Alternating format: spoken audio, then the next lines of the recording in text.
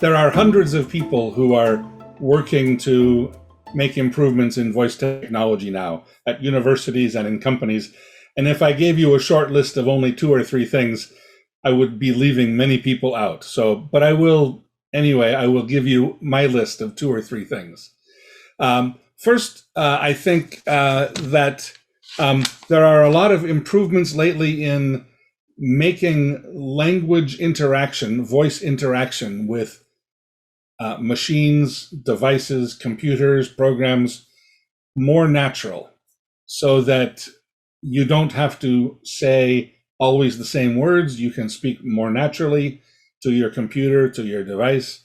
And so there are improvements in that area to make things more natural. I see that has opened up a lot of applications. You asked about use cases. I see use cases, for example, some use cases that we are working with at Cobalt Speech include, for example, do you know augmented reality, where you have goggles, augmented reality, and you see things? You might need to interact with that world with your voice, because you can't really type in the same way. So you have to interact by voice. One application that we're working on involves maintenance of complex machines. And you can, if you're using this, you're looking at a complex machine and there are labels to help you know what you're doing. And you can ask questions. Where does this wire go to?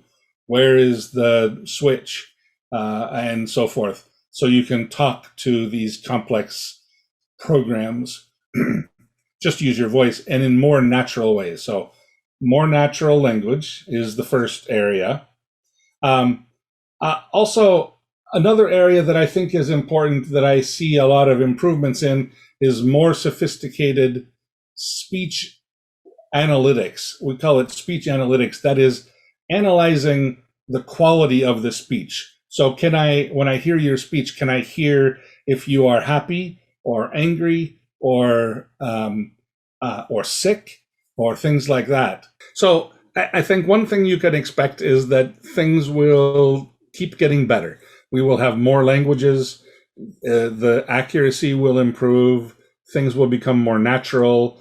You will have more devices that you can talk to, not just your computer, not just something like a smart speaker, but you will be able to talk to your refrigerator or well, maybe your car you already talk to, but you'll have more opportunities in more areas. And I hope there will also be a unification, so that you don't have to speak a different dialect to every device and computer that you're speaking with. But the most important thing, I think, to keep in mind is that we can't really predict the future, because the future is being written by thousands of people doing many different things, and their vision, all of their individual visions.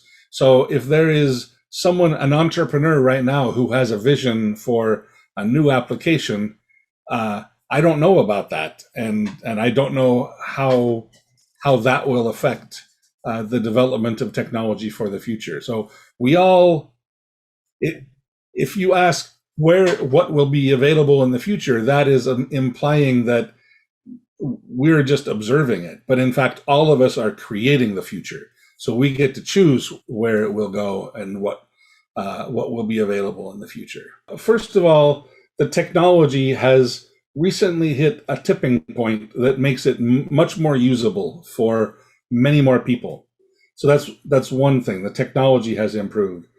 But second, it's getting easier to use your voice to do simple things. You talked about how Android searches are now, half of them are being done by voice.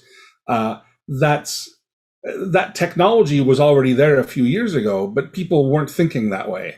So people are starting to think about using their voice. They are more comfortable using their voice. They're more comfortable talking to computers, and it doesn't feel weird anymore. It feels natural and normal.